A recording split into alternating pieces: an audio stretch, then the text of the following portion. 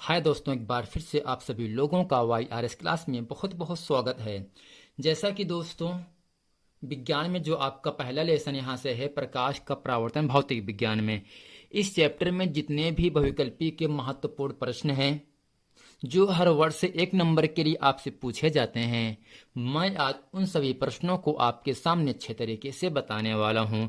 आइए दोस्तों, प्रश्न नंबर 1 आपके सामने कह रहा है, समतल दर्पण की फोकस दूरी होती है। जैसा कि दोस्तों आपको पता है, जो आपका समतल दर्पण होता है वो आपका सपाट होता है, ना तो उभरा हुआ होता है और ना ही दबा हुआ होता है। यानी ऐसा दर्पण जो ना तो दबा हुआ हो और ना ही उभरा हुआ हो, ऐसे दर्पण को हम समतल दर्पण कहते हैं। यानी दोस्तों जो समतल दर्पण होता है उसकी जो फोकस दूरी होती है वो होता है दोस्तों इन चारों ऑप्शन में। ऑप्शन नंबर आपका दूसरा अनंत। यानी दोस्तों समतल दर्पण की फोकस दूरी अनंत होती है। अब दोस्तों प्रश्न नंबर दूसरा है, समतल दर्पण द्वारा निर्मित प्रतिबिंब का आवर्धन होता है। जैसा कि दोस्तों मैंने आपको बताया था, वस्तु के प्रतिबिंब की लंबाई और वस्तु की लंबाई के अनुपात को हम प्रतिबिंब का रेखीय आवर्धन कहते हैं। क्योंकि दोस्तों सूत्र होता है यहाँ से यम बराबर वी अपान यू होता है। क्योंकि दोस्तों आवर्धन में यम और वी आपस में बराबर होता है। सॉरी, वी और यू आपस में क्या दोस्तों होता है, बराबर होता है। तो जहां पर वी है वहां पे हम लिख सकते हैं यू बट यू करके दोस्तों आ जाएगा आपको एक। यानी दोस्तों समतल दर्पण जो आपका आवर्धन होता है उसमें यू और वी का मान आपस में बराबर होता है। तो दोस्तों फार्मूला होता है यम बराबर वी अपान यू। अगर दोस्तों वी और यू आपस में बराबर होता है तो हम यहां से वी के स्थान पर लिख सकते हैं यू, यू बटे यू दोस्तों कट करके यहां से आ जाता है एक। यानी दोस्तों समतल दर्पण द्वारा निर्मित प्रतिबिंब का जो आवर्धन होता है वह एक होता है। जैसा कि दोस्तों ऑप्शन नंबर पहला है एक है, एक से कम है, एक से अधिक है, अनंत है। दोस्तों इन चारों ऑप्शन में ऑप्शन नंबर आपका पहला सही। यानी समतल दर्पण द्वारा निर्मित प्रतिबिंब का आवर्धन एक होता है। अब दोस्तों प्रश्न नंबर 3 आपके सामने कह रहा है, एक अवतल दर्पण की वक्रता त्रिज्या 20 सेंटीमीटर है, इसकी फोकस दूरी होगी। आपको दोस्तों पता होगा अवतल दर्पण की जो वक्रता त्रिज्या होता है वो माइनस में होता है। इसलिए दोस्तों यहां से त्रिज्या आर का मान दिया है -20 सेंटीमीटर दिया है। क्योंकि दोस्तों सूत्र होता है एफ बराबर आर बाई टू, आर बटे 2। और दोस्तों आर का मान कितना दिया है -20 बटे 2 दोस्तों कट करके यहां से मिल जाता है -10।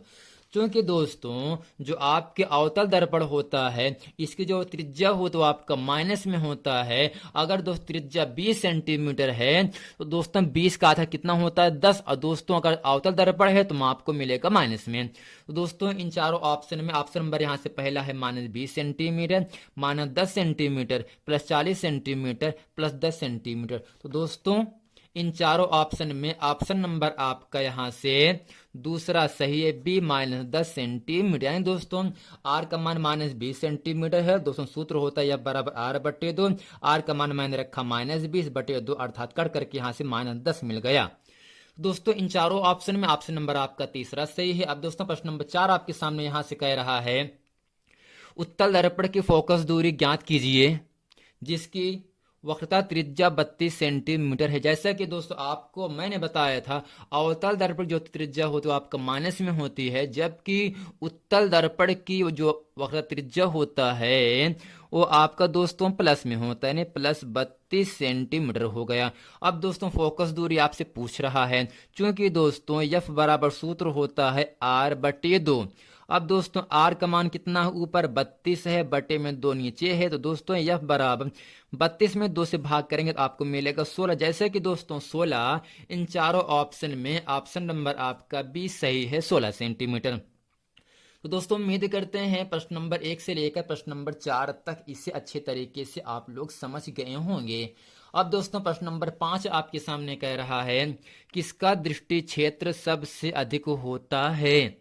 दोस्तों ऑप्शन पहला है समतल दर्पण का, दूसरा है उत्तल दर्पण का, तीसरा है अवतल दर्पण का, चौथा है उत्तल लेंस का। जैसा कि दोस्तों आपको पता होना चाहिए इन चारों ऑप्शन में जब दृष्टि क्षेत्र पूछे और सबसे अधिक पूछे तो आपका उत्तर होना चाहिए उत्तल दर्पण का, यानी दोस्तों उत्तल दर्पण का दृष्टि क्षेत्र सबसे अधिक होता है, जो कि ऑप्शन नंबर आपका दूसरा सही है, बी। अब दोस्तों प्रश्न नंबर 6 आपके सामने कह रहा है उत्तल दर्पण से बनने वाला प्रतिबिंब की प्रकृति है। दोस्तों आपको पता होना चाहिए अवतल दर्पण में जो आपकी छठवीं स्थिति होता है, जब वस्तु दर्पण के ध्रुव और मुख्य फोकस के बीच में रखा जाता है, तब वहां से आपका आभासी, सीधा और वस्तु से बड़ा प्रतिबिंब प्राप्त होता है। लेकिन दोस्तों उत्तल दर्पण में जितने प्रतिबिंब बनते हैं वो सभी प्रतिबिंब आभासी व सीधे होते हैं। दोस्तों इस चारों ऑप्शन में ऑप्शन नंबर आपका यहाँ से तीसरा सही है, आभासी व सीधा। यानी दोस्तों उत्तल दर्पण से सदैव जो प्रतिबिंब बनता है वो आपका आभासी व सीधा ही बनता है। लेकिन अवतल दर्पण में जो आपकी छठवीं स्थिति होता है, जब वस्तु दर्पण के ध्रुव और मुख्य फोकस एफ के बीच में रखा जाता है, तब दोस्तों दर्पण के पीछे आभासी वस्तु से बड़े आकार का प्रतिबिंब प्राप्त होता है अवतल दर्पण में। लेकिन उत्तल दर्पण में आभासी व सीधा प्रतिबिंब प्राप्त होता है सदैव। अब दोस्तों प्रश्न नंबर 7 आपके सामने यहां से कह रहा है एक उत्तल दर्पण की फोकस दूरी 10 सेंटीमीटर, यानी दोस्तों एफ का मान कितना दिया है 10 सेंटीमीटर हो गया। दर्पण की दोस्तों वक्रता त्रिज्या क्या होगा, अर्थात दोस्तों आर का मान आपसे पूछे, क्योंकि दोस्तों सूत्र होता है एफ बराबर आर बटे 2। दोस्तों एफ का मान 10 दिया है, आर बटे 2 तिरछा गुणा करेंगे, आर का नाम दोस्तों क्या होगा आर होगा, और 10 दूनी दोस्तों क्या होगा आपका 20 हो जाएगा। जैसा कि दोस्तों इन चारों ऑप्शन में जो 20 है वो चारों ऑप्शन में ऑप्शन नंबर आपका दूसरा सही है 20 सेंटीमीटर। दोस्तों इस सवाल को मैंने अच्छे तरीके से आप लोगों को समझाकर लिखकर बता दे रहे हैं।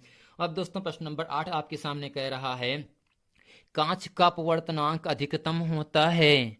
दोस्तों पहला ऑप्शन है लाल रंग के लिए, दूसरा पीले रंग के लिए, तीसरा बैगनी रंग के लिए, चौथा है हरे रंग के। जैसा कि दोस्तों इन चारों ऑप्शन में ऑप्शन नंबर आपका तीसरा सही है बैगनी रंग के लिए। यानी दोस्तों कांच का जो अपवर्तनांक अधिकतम होता है वह बैगनी रंग के लिए सबसे ज्यादा होता है। अब दोस्तों प्रश्न नंबर 9 आपके सामने कह रहा है निर्वात में प्रकाश की चाल क्या होती है, अर्थात कितनी होती है। आपको दोस्तों हम ये बता देना चाहते हैं निर्वात का मतलब ये होता है जहां पर वायु ना हो, जहां पर हवा ना हो, वहां पर प्रकाश की चाल क्या होती है, प्रकाश की स्पीड क्या होती है। जैसा कि दोस्तों ऑप्शन नंबर पहला आपके सामने कह रहा है 3 गुणे 10⁸ मीटर पर सेकंड है। दूसरा दोस्तों ऑप्शन है 2 गुणे 10⁸ मीटर पर सेकंड है। और दोस्तों तीसरा जो ऑप्शन है 3 गुणे 10⁸ मीटर पर सेकंड। और दोस्तों चौथा ऑप्शन है 3 गुणे 10⁸ मीटर पर सेकंड। दोस्तों आपको ये बता देना चाहते हैं निर्वात में प्रकाश की जो चाल होती है इन चारों ऑप्शन में ऑप्शन नंबर आपका तीसरा सही है 3 गुणे 10⁸ मीटर प्रति सेकंड जो होता है वह निर्वात में प्रकाश की चाल होती है। अब दोस्तों प्रश्न नंबर 10 आपके सामने यहां से कह रहा है यदि दो माध्यमों के सीमा पृष्ठ पर एक प्रकाश किरण लंबवत आपतित होती है तो अपवर्तन कोण होगा। दोस्तों अगर हम इसे चित्र की सहायता से आपको समझाना चाहें तो मान लीजिए क्या है दोस्तों दो माध्यम होते हैं सघन माध्यम और विरल माध्यम। दोस्तों ऊपर हम क्या मान लेते हैं सघन माध्यम मान लेते हैं और दोस्तों नीचे मान लेते हैं विरल माध्यम मान लेते हैं। क्या दोस्तों विरल माध्यम मान लेते हैं, यानी दो माध्यमों के सीमा पृष्ठ। दोस्तों ये दोस्तों क्या होगा आपका एक सीमा पृष्ठ है, इस पृष्ठ की सहायता से सघन माध्यम विरल माध्यम अलग हो जा रहा है। यानी दोस्तों दो माध्यमों की सीमा पृष्ठ पर एक प्रकाश किरण लंबवत आपतित होती है। कहने का मतलब ये दोस्तों ये होता है लंबवत का मतलब दोस्तों 90 अंश पर आपतित होता है। 90 अंश दोस्तों क्या होता है आपतित होता है। तो दोस्तों अपवर्तन कोण क्या होगा, अगर दोस्तों दो माध्यमों के बीच प्रकाश किरण सदैव लंबवत आपतित अगर होगा तो दोस्तों अपवर्तन कोण सदैव 0 अंश होता है। अगर दोस्तों समतल पृष्ठ के बीच प्रकाश किरण लंबवत गिरेगा लंबवत आपतित होगा तो जो अपवर्तन कोण होता है दोस्तों वो आपका 0 अंश होगा। जैसा कि दोस्तों 0 अंश दोस्तों इन चार ऑप्शन में ऑप्शन नंबर आपका पहला सही है 0 अंश। तो दोस्तों उम्मीद करते हैं ये पूरा प्रश्न वीडियो अच्छे तरीके से आप लोगों को समझ में आ गया होगा। दोस्तों इसमें हम अच्छे तरीके से एक बार आपको रिपीट कर देते हैं। समतल दर्पण की फोकस दूरी अनंत होती है। समतल दर्पण द्वारा निर्मित प्रतिबिंब का आवर्धन 1 होता है, क्योंकि इसमें वी और यू का मान आपस में बराबर होता है। अब दोस्तों एक अवतल दर्पण की त्रिज्या 20 सेंटीमीटर, फोकस दूरी दोस्तों कितना होगा, मान 10 सेंटीमीटर होगा, इसको लगाने पर आपको पता चलेगा। और दोस्तों उत्तल दर्पण की फोकस दूरी जिसकी होगी त्रिज्या 32 सेंटीमीटर है। और दोस्तों इसमें ऑप्शन आपका दूसरा सही है। अब दोस्तों किसका दृष्टि क्षेत्र सबसे अधिक होता है? दोस्तों उत्तल दर्पण का दृष्टि क्षेत्र सबसे अधिक होता है। और दोस्तों उत्तल दर्पण से जो प्रतिबिंब बनता है वो सदैव आपका आभासी व सीधा प्रतिबिंब प्राप्त होता है। और दोस्तों कांच का अपवर्तनांक अधिकतम होता है वह बैगनी रंग के लिए सबसे ज्यादा होता है, ना कि पीले रंग के लिए, ना कि लाल रंग के लिए, और ना ही हरे रंग के लिए। केवल बैगनी रंग के लिए कांच का अपवर्तनांक सबसे ज्यादा होता है। दोस्तों निर्वात में जो प्रकाश की चाल होती है वह 3 × 10⁸ मीटर पर सेकंड होता है। और दोस्तों दो माध्यमों के सीमा पृष्ठ पर एक प्रकाश किरण जब लंबवत आपतित होता है तब वहां पर दोस्तों जो अपवर्तन कोण होता है वो आपका 0 अंश होता है। जैसा कि दोस्तों 0 अंश इन चारों ऑप्शन में ऑप्शन नंबर आपका पहला सही है। तो दोस्तों उम्मीद करते हैं ये पूरा प्रश्न वीडियो आप लोगों को अच्छी तरीके से समझ में आ गया होगा। मिलते हैं फिर नेक्स्ट वीडियो में, तब तक के लिए थैंक यू।